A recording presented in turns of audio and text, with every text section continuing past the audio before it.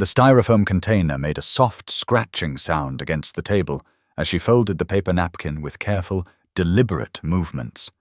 Her hands were steady, practiced, as if this ritual mattered more than the food inside. Daniel Hartley had seen her 5 times now, always in the same corner booth at Ruby's Diner, always waiting until the last customers left, always asking with that same quiet dignity that made his chest tighten. She never looked desperate. That was what unsettled him. The young woman in the wheelchair would sit there with a book or a worn notebook, her dark hair pulled back neatly, her clothes clean but faded from too many washes. And when she finally approached a table to ask for their leftovers, she did it with such grace, such careful politeness, that people often seemed more uncomfortable than she was. Daniel found himself ordering more than he could eat, just to see if she would take it. Daniel Hartley's evenings followed the same pattern. Leave the office around 8, tie already loosened, jaw aching from 12 hours of forced smiles and corporate decisions. The Mercedes pulled into Ruby's Diner parking lot like a homing pigeon, seeking the one place where nobody cared that he ran a tech company worth $200 million. Here the coffee came in chipped mugs, and the meatloaf tasted like comfort. It was gloriously ordinary, and Daniel had learned that ordinary was what kept him sane. Holly was usually asleep by the time he got home. His 8-year-old daughter, gap-toothed and full of questions he never had time to answer properly. Mrs. Patterson would send photos of Holly in pajamas, holding up drawings, smiling at the camera. Daniel would study those images in the diner booth, guilt settling heavier than the food in his stomach. 3 years since Rebecca left to find herself, 3 years of being both mother and father, 3 years of wondering if he was failing at the only job that truly mattered. That was when he first noticed her. Late September evening, summer finally admitting defeat to autumn. Daniel sat in his usual window booth, working through reports, when movement caught his eye. A young woman in a wheelchair navigated between tables with surprising grace.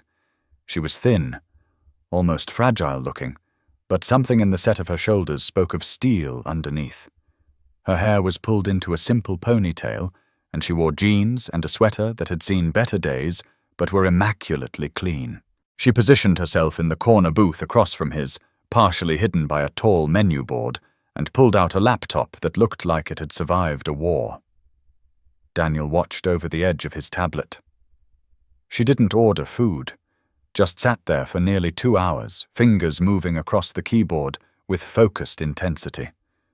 The diner filled and emptied around her, and still she sat, nursing what looked like a single glass of water. Randy, the waiter, refilled her glass twice without being asked. It was only when the diner began to empty that she moved. Daniel saw her close the laptop carefully, saw her straighten her shoulders like someone gathering courage. Then she wheeled toward a table where a middle-aged couple was gathering their things.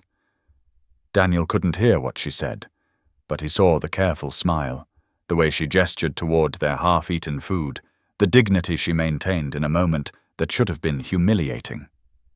The couple looked startled, then uncomfortable, then overly cheerful in that way people get when they want to prove they're good. They handed over their leftovers in a paper container, and the young woman thanked them with genuine warmth. Daniel felt something twist in his chest as he watched her wheel back to her booth, carefully placing the container in a bag hanging from her chair. She didn't eat any of it there, simply packed it away, gathered her belongings, and made her way toward the door. Randy held it open, and Daniel caught a glimpse of her smile as she thanked him. It was the kind of smile that transformed a face, brief and radiant, before settling back into careful neutrality. He saw her again on Thursday. Same booth, same laptop, same glass of water. This time Daniel paid closer attention. She arrived around 6:30, always after the early dinner crowd, but before the late-night stragglers. She worked with complete focus, occasionally pushing a strand of hair behind her ear, her expression serious and concentrated. There was something familiar about her posture, the way she leaned forward when deep in thought. It reminded Daniel of himself at 25, hungry and determined, back when he was building his first startup with nothing but ambition. When the diner began to empty, she went through the same ritual. This time she approached a family of 4, a harried mother and father with 2 young children who'd left behind substantial food. Daniel watched the mother's face soften with sympathy, watched the father awkwardly stuff extra rolls into the container.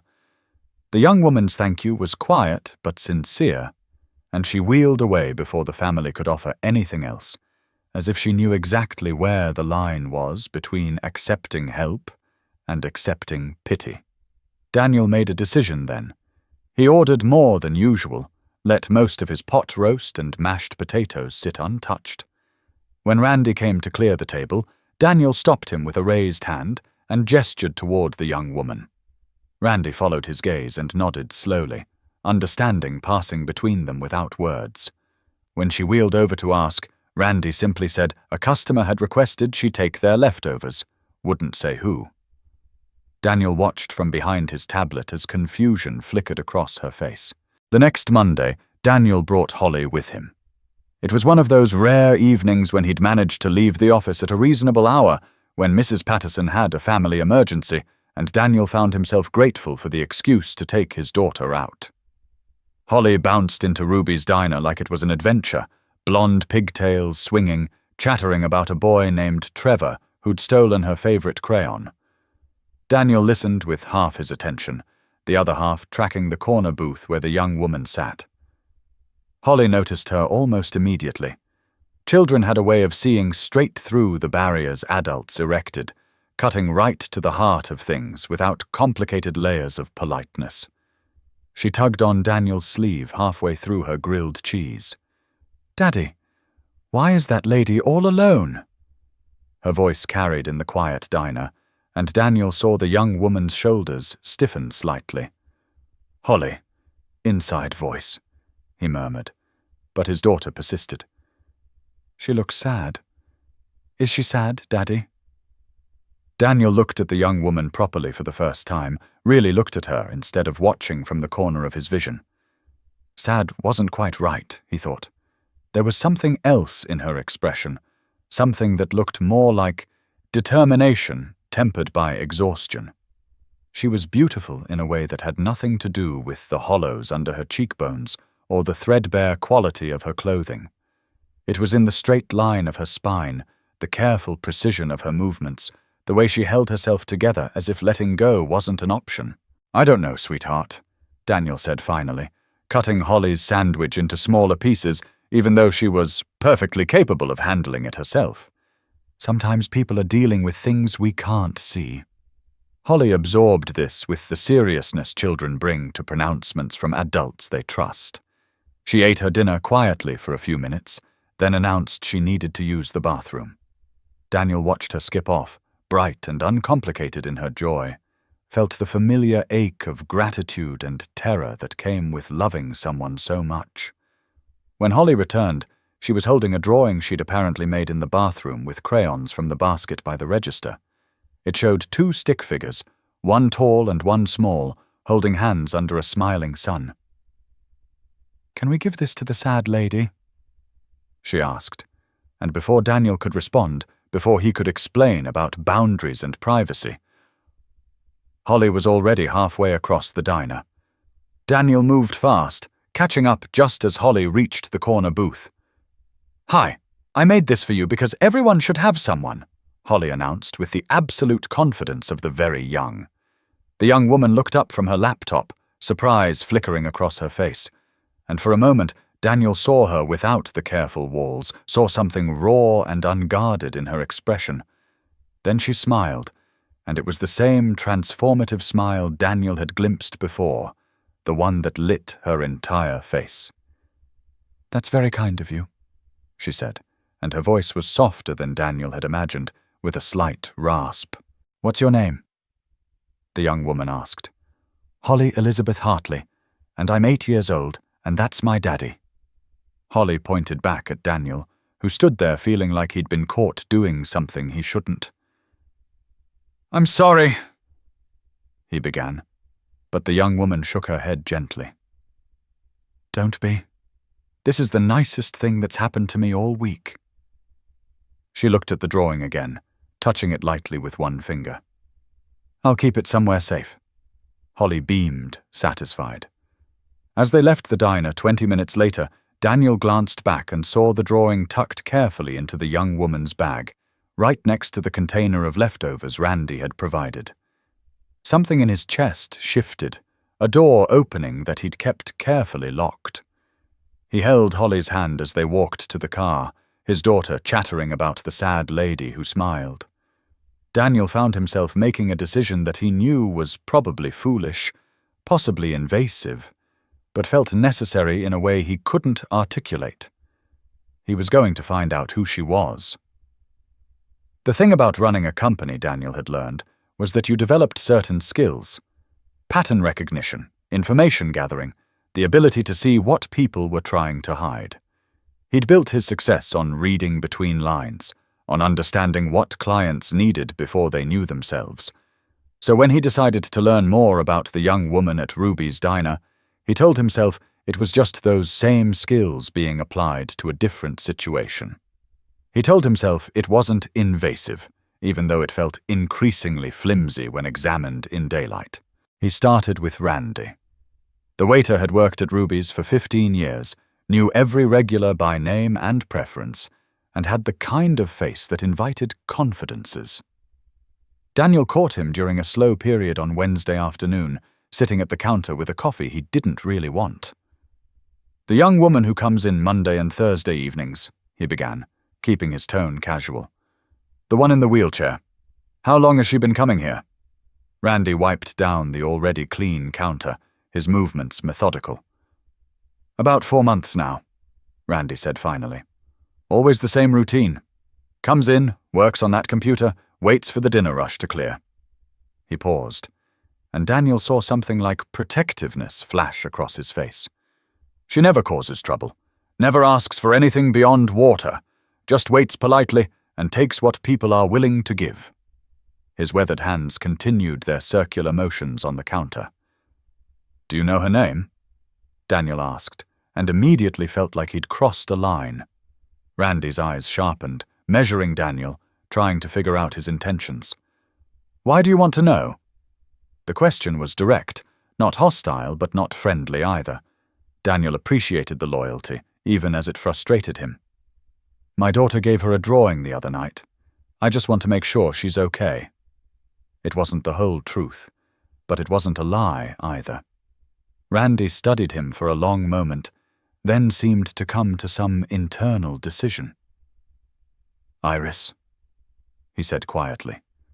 "That's what she told me when I asked. Iris Palmer. She walks here from somewhere east of downtown. I offered to call her a cab once when it was raining, and she just sighed and said she liked the fresh air." He shook his head, and Daniel saw concern etched in the lines around his eyes. "Takes her nearly an hour to get here, I'd guess. Maybe longer in that chair. But she shows up regular as clockwork, rain or shine. 2 nights a week, never fails." Daniel did the math in his head. East of downtown was not a good neighborhood. It was where rent was cheap because everything else about it was hard, where sirens sang lullabies and corner stores had bulletproof glass. The idea of a young woman in a wheelchair navigating those streets after dark made something cold settle in his stomach. Has she ever talked about herself? Family? Where she lives? Randy shook his head again, his expression thoughtful. She's polite but private. Answers questions without really saying anything. That evening, Daniel went back to the diner alone. Holly was at a sleepover, and the house felt too big, too quiet without her laughter filling the spaces. He told himself he was just hungry, just wanted the comfort of routine, but he positioned himself where he could see the corner booth clearly. Iris arrived at 6:28, 2 minutes earlier than usual. She looked more tired today, he thought, something in the way she moved suggesting effort, where before there had been efficiency. She settled into her spot, pulled out the laptop, and began to work. Daniel watched her over the next hour, careful not to stare but unable to look away for long. He noticed things he'd missed before. The way she rubbed her left leg occasionally, as if it pained her. The way she would pause sometimes and close her eyes, taking deep breaths like someone managing something difficult. The way her fingers flew across the keyboard with practiced ease, suggesting whatever she was doing, she'd been doing it for a while. When she reached up to adjust her ponytail, he saw a medical alert bracelet on her wrist, though he was too far away to read what it said. When the dinner rush thinned, Daniel ordered dessert, apple pie, that he had no intention of eating. When Randy brought it over, Daniel pushed it aside after one bite. "Not hungry tonight," he said, louder than necessary. Randy caught on quickly, his eyes flicking toward the corner booth. "You want me to offer it to someone?" Daniel nodded, already pulling out his wallet. Daniel sat in his car afterward, engine idling, telling himself to drive away. Instead, he waited. 10 minutes later, Iris emerged from the diner, Randy holding the door as she maneuvered through. She called out her thanks, and Randy waved before heading back inside. Then she was alone on the sidewalk, and Daniel watched as she began the journey home. She moved with surprising speed, her arms working the wheels with practiced efficiency, but it was still slow going. The sidewalk was uneven, cracked in places. He followed her at a distance, keeping his Mercedes far enough back that she wouldn't notice, feeling increasingly like some kind of stalker, even as he told himself he just wanted to make sure she got home safely. She headed east, just as Randy had said, into neighborhoods that grew progressively rougher.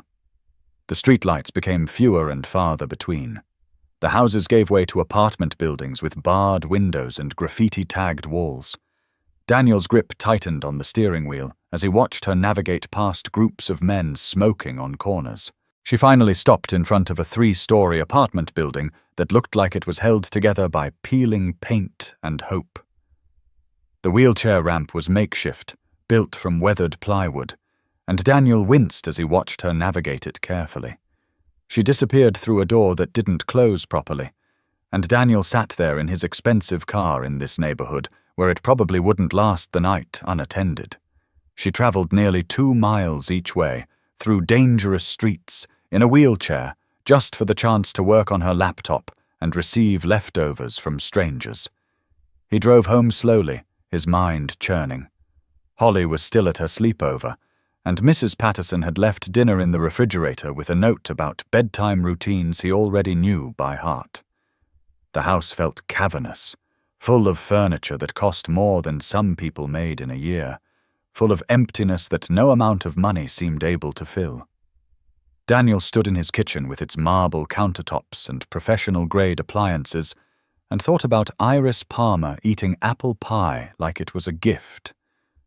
The next morning, Daniel did something he hadn't done in years. He took a personal day. He told his assistant to reschedule everything, ignored the protests about the quarterly review meeting, and spent the morning on his laptop doing research. It started with basic searches, trying to find any trace of Iris Palmer online. He found a Facebook profile that hadn't been updated in 3 years, frozen in time at the moment when a smiling young woman in a college sweatshirt posed with friends at a graduation party. Computer Science, Class of 2021, the caption read. The comments were full of congratulations and excited talk about the future. Then nothing. The profile went silent, and Daniel felt like he was staring at the moment when everything changed. He found news articles next, buried in local crime reports from 3 years ago. Single vehicle accident on Highway 40 claims 1 life, leaves another critical. The details were sparse, clinical. A car had veered off the road during a rainstorm, struck a concrete barrier. The driver, a woman named Patricia Palmer, died at the scene. The passenger, her daughter Iris Palmer, age 22, was airlifted to County General with life-threatening injuries. Daniel read the follow-up articles, the brief mentions in subsequent reports. Spinal cord injury, extensive rehabilitation. No family came forward to claim responsibility for medical bills that stretched into 6 figures. He sat back from his computer, feeling sick. 22 years old, fresh out of college, whole life ahead of her. And then everything shattered in one rainy night. Daniel knew what he had to do next was probably crossing a line. He knew it was an invasion of privacy, possibly illegal depending on how far he took it. But he also knew he couldn't unknow what he'd learned, couldn't unsee the image of Iris navigating those broken streets in the dark. He made a call to Roger Bennett, an old friend who now worked in private investigation, mostly corporate background checks and fraud cases. "I need information on someone," Daniel said without preamble. "But I need it done quietly, and I need it done right. Nothing invasive, nothing illegal. Just public records, anything you can find about her situation." Roger was silent for a moment. "This business or personal?" he asked finally. Daniel looked out his office window at the manicured lawn, the pool Holly loved to swim in during summer, the life he'd built that suddenly felt less like achievement and more like lucky accident. "Personal," he admitted. "And before you ask, no, it's not like that." The file arrived 3 days later, delivered to Daniel's home office rather than his company headquarters. Roger had been thorough but ethical, pulling only what was available through public records and some careful inquiries. Daniel opened it on Thursday evening, knowing Iris would be at the diner soon, wondering if he could still look at her the same way now that he knew her story in detail. The facts were brutal in their simplicity. Iris Palmer, born January 15, 2002, only child of Patricia Palmer, single mother. Father unknown, not listed on birth certificate. Mother worked 2 jobs to put Iris through community college and then state university, where Iris had excelled. Full academic scholarship, Dean's List every semester, graduated summa cum laude with a degree in computer science and a minor in mathematics. Job offers from 3 major tech companies pending when the accident happened. After the accident, everything collapsed like a house of cards. Medical bills that insurance only partially covered. Months in rehabilitation. Mother gone. No other family willing or able to help.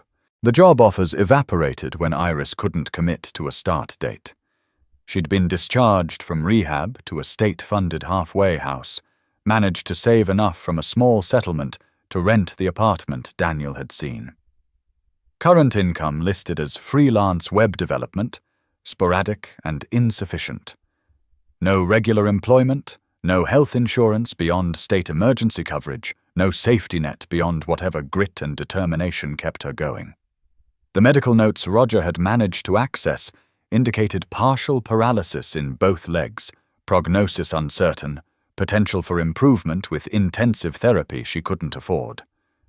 Daniel closed the file and sat in the darkness of his office, anger building in his chest. Not at Iris, but at a system that could let someone so talented, so determined, slip through the cracks. At a society that shrugged at stories like hers, that treated catastrophic illness and injury as moral failures rather than the random cruelty they actually were. At himself, for living in comfort while assuming everyone else had the same advantages, the same cushion against disaster. He went to the diner that night with a plan forming. Iris was already in her corner booth, and Daniel felt strange looking at her now that he knew her history. She seemed both more fragile and more formidable, a young woman who'd survived things that would have destroyed most people but was still fighting for scraps. He ordered his usual meatloaf, forced himself to eat half before pushing it aside. Randy didn't need instructions anymore, simply boxed it up and brought it to Iris when the timing was right. Daniel watched her accept it with that same gracious smile, but tonight he didn't leave. He waited until she was packing up her laptop, until most of the other customers had gone, And then he did something that surprised even himself. He walked over to her booth. Iris looked up, startled, and he saw wariness flash across her face before she schooled it into polite neutrality. "I'm sorry to bother you," Daniel started, and immediately felt foolish. How did you even begin this conversation? "My daughter gave you a drawing the other day. I just wanted to make sure we didn't make you uncomfortable." Iris's expression softened slightly. "Your daughter is lovely," she said, and there was genuine warmth in her voice. "The drawing made my whole week. It's on my wall at home." She paused, and Daniel saw her measuring him, trying to figure out his angle. Everyone had an angle, her eyes seemed to say. "Is there something else?" Daniel swallowed, suddenly nervous in a way he hadn't been since pitching his first startup to investors 20 years ago. "I've noticed you working on that laptop. If you don't mind me asking, what do you do?" The question seemed to surprise her. Most people, Daniel suspected, didn't look at her and think about her professional life. They saw the wheelchair, the worn clothes, the late-night requests for leftovers, and made assumptions that stopped there. "I'm a freelance developer," Iris said after a moment. "Web design, some coding projects, whatever I can find." There was pride in her voice, but also exhaustion. "It's inconsistent work, but it allows me flexibility." Daniel nodded slowly, choosing his words carefully. "I run a tech company, Hartley Digital Solutions. Maybe you've heard of it." He saw recognition flicker in her eyes, followed immediately by suspicion.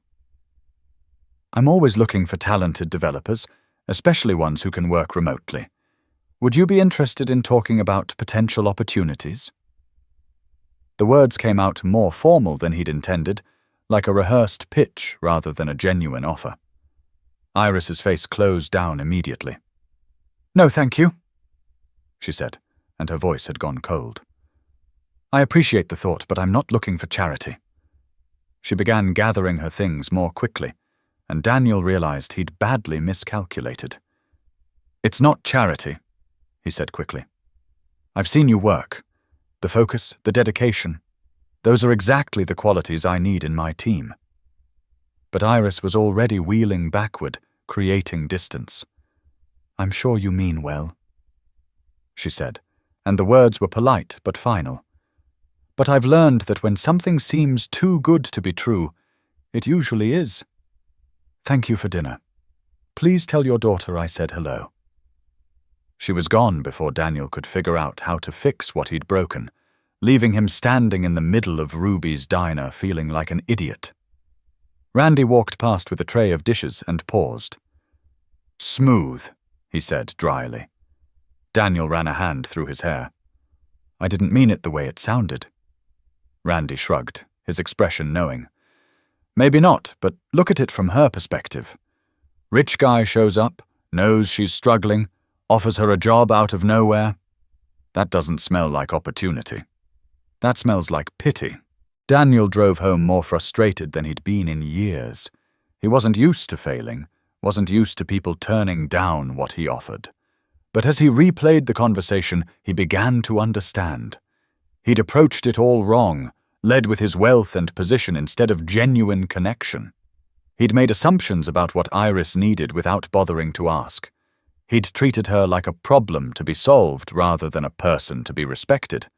And in doing so, he'd probably destroyed any chance of actually helping her. The following Monday, Iris didn't come to the diner.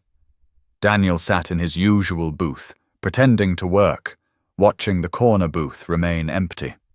She didn't come Thursday either. A week passed, then 2, and the corner booth stayed empty. Randy confirmed that he hadn't seen her, and the worry in the waiter's eyes matched what Daniel felt. Had she stopped coming because of him? Had he ruined the one place she felt safe enough to exist in public?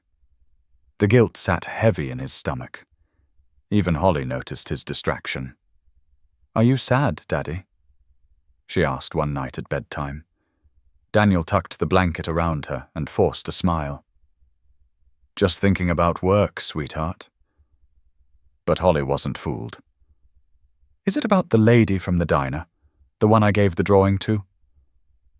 Children saw too much, Daniel thought. Maybe a little. Holly considered this seriously. I think she's brave. Being alone is scary, but she does it anyway. From the mouths of babes, Daniel thought. 3 weeks after their disastrous conversation, Daniel was leaving the diner late on a Tuesday, a night Iris had never come, when he saw her. She was half a block down, struggling with her wheelchair. One of the wheels had gotten stuck in a storm drain grate, and she was trying to free it without success. A light rain had started to fall, and the sidewalk was getting slick. Daniel jogged toward her before he could overthink it. "Let me help," he said, reaching for the wheelchair. Iris jerked back instinctively. "I've got it," she said, but her voice shook slightly, and Daniel could see she was close to tears. Not from pain, he thought, but from frustration, from the sheer exhaustion of everything always being so hard. "Please," Daniel said quietly, "just let me help. No strings, no offers, no agendas. Just one person helping another because it's raining, and you're stuck." Something in his tone must have convinced her, because Iris stopped pulling and nodded once. Daniel crouched down, examining the wheel. It was wedged tight, but with some careful maneuvering, he was able to work it free. His suit pants were soaked and probably ruined, but he didn't care. When he stood up, Iris was watching him with an expression he couldn't quite read.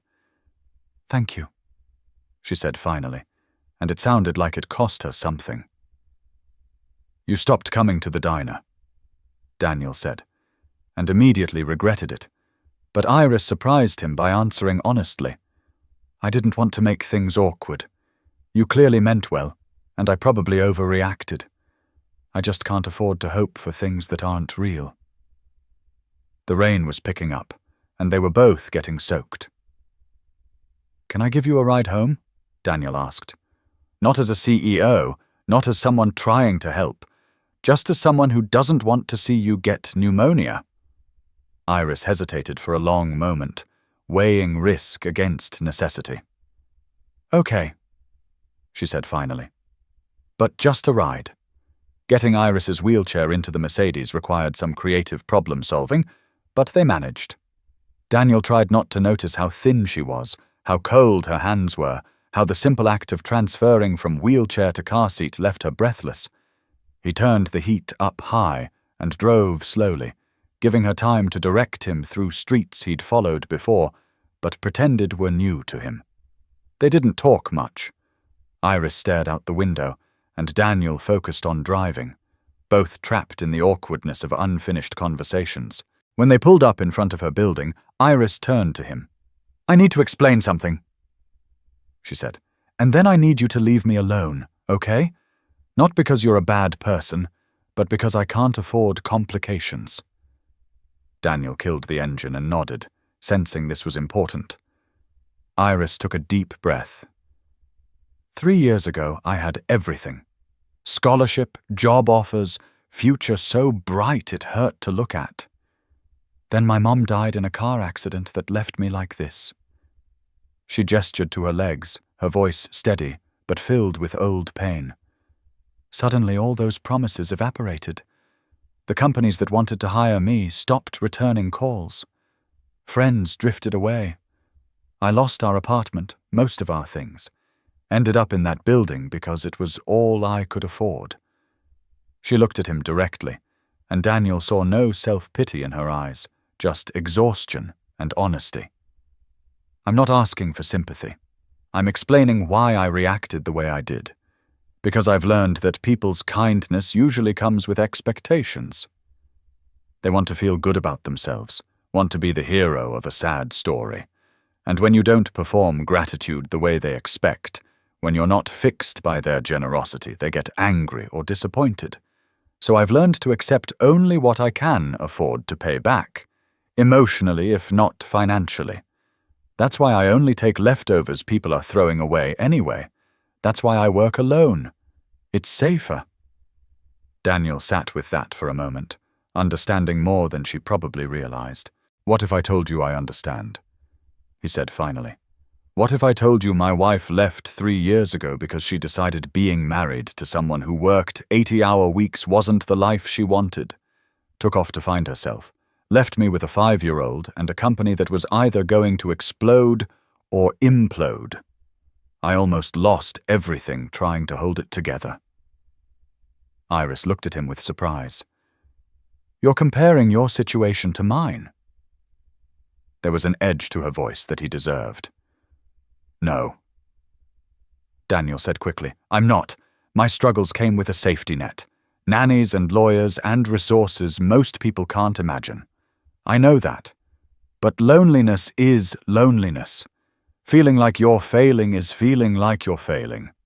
And maybe I saw something in you that reminded me of myself back when everything was hard, before I had all this." He gestured at the car, the expensive suit. "Maybe I handled it badly because I genuinely wanted to help. Not from pity, but from recognition." Iris was quiet for a long time. The rain drummed on the roof of the car, and somewhere in the building behind them, a baby cried.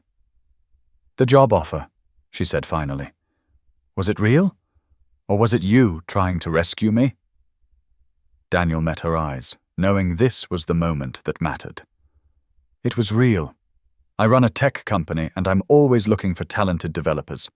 But I'll admit my timing was terrible and my approach was worse. I should have just talked to you like a person." "Show me," Iris said abruptly. "Show me the job posting. Show me what you'd actually need from a developer. Not some made-up position to justify charity, but real work." Daniel pulled out his phone, navigating to his company's internal job board. He showed her 3 open positions, all remote-friendly, all requiring the exact skills her resume said she had. "Pick one," he said. "Apply properly, through the system. I'll make sure your application gets a fair review, but I won't interfere beyond that. If you're as good as I think you are, you'll get an interview on merit. If you get the job, you'll earn every dollar of your salary. And if it doesn't work out, at least you'll know it was real." Iris studied the listings, and Daniel could see her mind working, weighing possibilities against risks. "The middleware integration position," she said finally.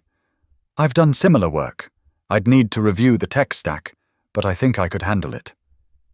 She looked up at him, her expression serious. "If I apply, if I somehow get through your process, I need to know you won't treat me differently. Not because of this conversation, not because of the wheelchair, not because you've seen where I live. I need to know I'll be judged on my work. Nothing else." Daniel understood what she was asking, the leap of faith it required. "You have my word," he said. "But I have one condition of my own." Iris tensed, old wariness returning. "What condition?" Daniel smiled slightly, hoping to ease the tension. "Come back to Ruby's diner. Not for the leftovers, though Randy will probably keep providing them regardless. But because Holly asks about you constantly, and because that corner booth looks wrong when it's empty." Iris's expression softened, and he saw the ghost of a smile. "That's not really a condition. That's just you being manipulative." Daniel shrugged, not denying it. "Maybe. Is it working?" She laughed, surprising both of them. "Maybe a little." She got out of the car, and Daniel helped her with the wheelchair, both of them getting soaked again in the process. As she headed toward the makeshift ramp, she turned back. "Thank you. For the ride, for being honest, for the chance. I'll submit an application this week." Daniel nodded, relief washing through him. "I'll watch for it. And Iris? For what it's worth, I think you're remarkable. Not despite your circumstances, but because of how you handle them. That's not pity talking. That's just truth." The application came through on Friday afternoon, submitted through the proper channels with no mention of their previous conversations. Daniel forced himself not to look at it immediately, instead forwarding it to his head of engineering, Teresa Walsh, with a simple note asking for a fair review. He didn't mention how he knew the candidate. He didn't put his thumb on the scale. He simply let the process work the way it was designed to work, and then waited with more anxiety than he'd felt about any business decision in years. Teresa called him on Monday morning. "Where did you find this Palmer candidate?" she asked without preamble. "Her portfolio is exceptional. The code samples are clean, efficient, and show real problem-solving ability. And her approach to the technical assessment was creative. She found a solution I hadn't even considered." Daniel allowed himself a small smile, vindication warming his chest. "So you want to interview her?" Teresa laughed. "Are you kidding? I already scheduled her for tomorrow. I'm not letting someone this talented slip away." Daniel wanted to tell Iris, wanted to call and congratulate her on clearing the first hurdle, but he held back. He'd promised not to interfere, and that meant letting her succeed or fail on her own merits. Instead, he went to Ruby's diner that evening, hoping she might be there. She was back in her corner booth, and when she saw him come in, she gave a small wave. Not quite friendly, but not hostile either. Progress, Daniel thought. He didn't approach her table, respecting the boundaries they'd established. He simply ordered his dinner, ate a reasonable amount, and left the rest for Randy to offer. But as he was leaving, Iris called out softly, "Mr. Hartley?" He turned, and she gestured to the empty seat across from her. "Do you have a minute?" Daniel slid into the booth, suddenly nervous. "I got an email today," Iris said, and there was something in her voice he couldn't quite identify. Hope, maybe, mixed with fear. "An interview request for the middleware position." She paused, studying his face. "Did you have anything to do with that?" Daniel chose honesty over comfort. "I forwarded your application to my head of engineering, but I didn't tell her who you were or how I knew you. I didn't influence her decision. That was all based on your work." Iris studied his face, looking for deception, and must have found only honesty because she nodded slowly. "Okay, I believe you." She took a breath, vulnerability showing through her careful armor. "I'm terrified. I haven't done a real job interview in 3 years. Daniel recognized the fear in her voice.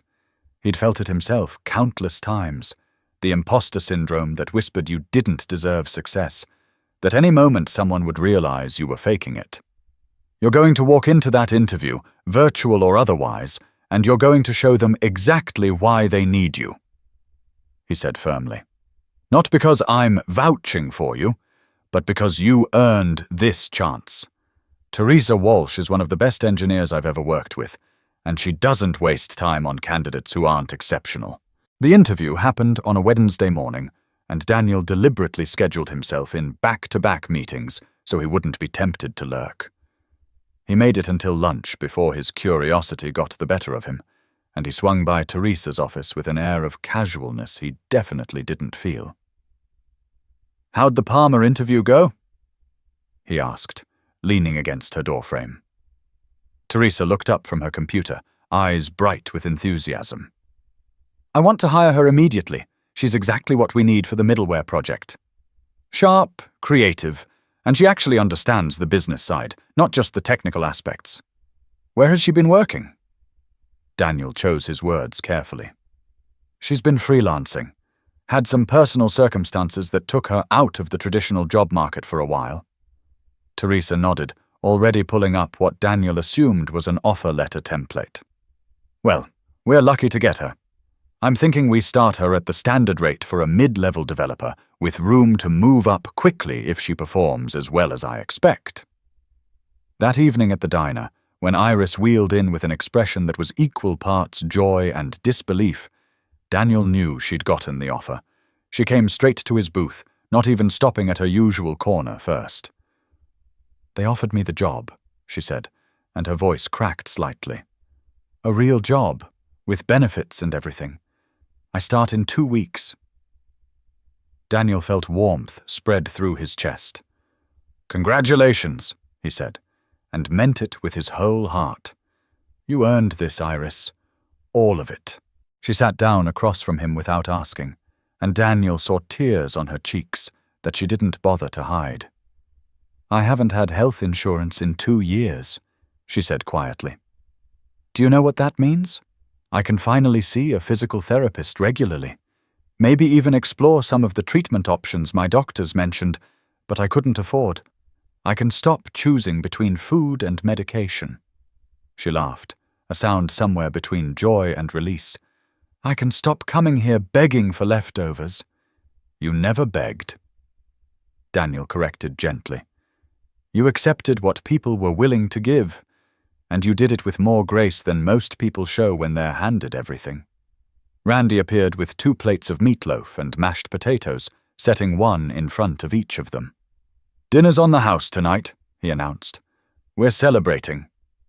Iris looked at the plate with wonder, as if she couldn't quite believe it was meant for her to eat right now, not to take home in a container. "Thank you," she whispered. 8 months later, Daniel pulled into the parking lot of Ruby's Diner on a Thursday evening in late spring. The sun hung low in the sky, painting everything in shades of gold and amber.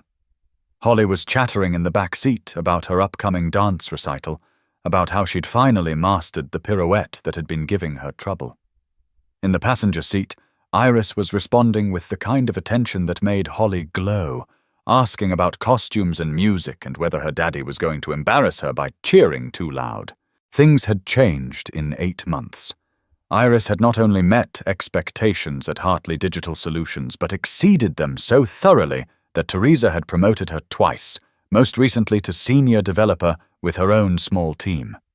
She'd moved out of the apartment with the plywood ramp into a modest but clean 1-bedroom in a safer neighborhood, close enough to a bus line that she could get around more easily. She'd been able to afford physical therapy that had improved her mobility significantly, though she still used the wheelchair most of the time. But the biggest change wasn't in her circumstances. It was in the way she carried herself. The careful guardedness had softened into something more open. She smiled more readily. She joined the team for virtual happy hours. She'd made friends at her new apartment building and sometimes mentioned plans with casual ease that suggested life was becoming something more than just survival. Daniel had watched the transformation with quiet satisfaction, careful never to take credit for changes that were ultimately about Iris choosing to let people in. They'd fallen into a routine, the 3 of them. Thursday dinners at Ruby's, sometimes joined by Teresa or other colleagues, sometimes just their strange little trio. Iris had become something like family in the indefinable way that mattered more than blood. She was Holly's favorite person besides Daddy, the cool big sister who treated her like an actual person rather than a child to be managed. She was Daniel's friend in a way that felt uncomplicated despite its complicated origins, someone who understood both success and struggle. They slid into their booth, the same one Daniel had occupied that first night he'd noticed Iris in the corner. The corner booth itself had been claimed by a young couple with a baby, and Daniel felt only warmth at seeing it occupied. Randy brought over menus they didn't need, grinning at the familiar scene. "The usual for everyone?" he asked, and received 3 nods. "Coming right up. Oh, and Iris, that thing you ordered came in. I've got it in the back." Iris brightened, exchanging a knowing look with Randy. While they waited for food, Holly pulled out her math homework, insisting that Iris check her work because "you're better at explaining than Daddy." Daniel watched his daughter lean against Iris's shoulder, watched Iris point out where Holly had mixed up her multiplication tables, watched the easy affection between them, and felt his throat tighten. This was what family looked like. He thought, not perfection, not blood relation, but people who chose to show up for each other, who made space in their lives because they wanted to, not because they had to. After they finished eating, after Holly had thoroughly destroyed her ice cream sundae and was now coloring on the paper placemats Randy always saved for her, Iris excused herself and wheeled toward the back. She returned a few minutes later carrying a package, which she set on the table with ceremony. "I wanted to give you something," she said to Daniel, "to say thank you for everything, even though thank you doesn't really cover it." Daniel started to protest, but Iris held up a hand. "Let me do this. Please." He opened the package carefully and found a framed photograph. It took him a moment to understand what he was seeing. It was this diner, Ruby's, but the image had been digitally altered into something dreamlike and beautiful. The lights glowed warmer, the colors were richer, and in the window reflection, barely visible, were 3 figures at a booth.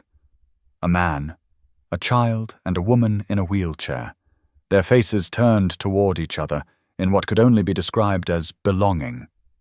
At the bottom, in elegant script, were the words, "Where strangers become family." Daniel stared at the image, emotions welling up that he couldn't quite name. "Iris, this is beautiful. Did you make this?" She nodded, pride evident in her expression. "I've been teaching myself digital art in my spare time. Turns out coding and design aren't that different. It's all about seeing patterns and creating something new from pieces that already exist." She paused, her voice softening. "That's what this year has felt like. Taking pieces of a life that seemed broken and building something I didn't know was possible." Holly looked at the photograph with wide eyes. "That's us! We're in the picture!" She turned to Iris with the devastating directness of children. "Does this mean you're really part of our family? Like, officially?" Iris's eyes filled with tears, but she was smiling.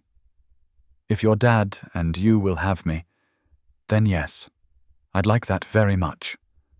Holly launched herself at Iris with a hug fierce enough to make the wheelchair roll back slightly, and Daniel steadied it while blinking away his own tears. Randy appeared with their check, took one look at the scene, and shook his head with a smile. "No charge tonight," he announced. "Some things are more important than money." Daniel tried to argue, but Randy was already walking away, and Iris laughed through her tears. "I think he's been waiting 8 months to do that. He loves a good ending." Daniel shook his head gently. "It's not an ending," he corrected. "It's just another beginning." And it was true.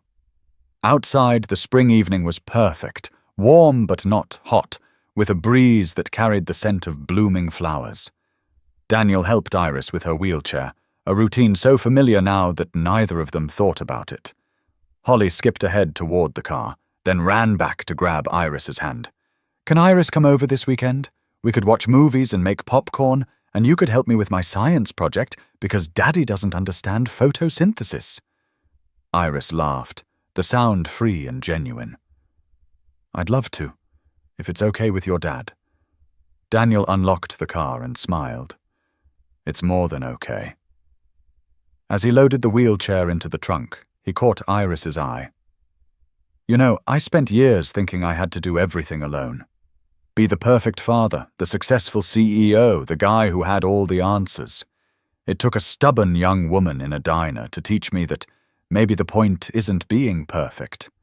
Maybe it's just being present and honest and willing to show up, even when it's hard." Iris tilted her head, considering his words. "Is that your way of saying thank you?" Daniel laughed. "I guess it is. Thank you, Iris Palmer, for showing up, for being brave enough to let us in, for becoming family." Iris's expression softened with emotion. "Thank you for seeing me," she replied simply. "Not the wheelchair, not the struggle, not the charity case you could fix. Just me." They stood there for a moment in the parking lot, the 3 of them, with the diner glowing behind them and the whole evening spreading out ahead. Inside, Randy was clearing their table, probably already planning next week's portions. Holly climbed into the back seat, already chattering about weekend plans and science projects, and whether they could stop for ice cream even though they'd just eaten. Iris settled into the passenger seat with the ease of someone who belonged there, and Daniel slid behind the wheel, started the engine, and pulled out of the parking lot with a lightness in his chest that felt like coming home. Not to a building or a place, but to a truth he'd been avoiding for too long. That family wasn't just about blood or obligation. It was about choosing to show up for each other, about seeing people's dignity even when they couldn't see it themselves, about building something beautiful from leftover pieces of broken lives. The photograph sat carefully wrapped in the back seat, a reminder of where they'd been and where they were going, where strangers become family. It was as true as anything he'd ever known. And as he drove through the spring evening with his daughter singing off-key in the back and his unlikely friend laughing beside him, Daniel Hartley felt something he hadn't felt in years. He felt whole.